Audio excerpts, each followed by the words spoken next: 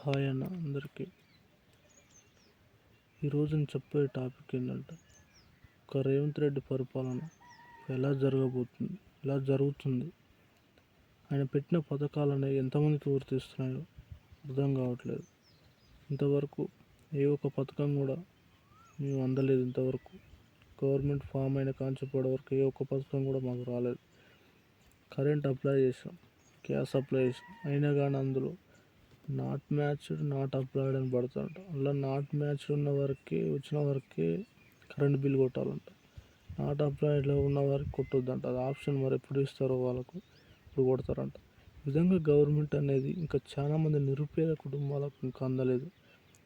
ఇంకా ఆయన పథకాలు, ప్రవేశపెట్టిన పథకాలు చాలా వరకు ఇంకా అందలేవు.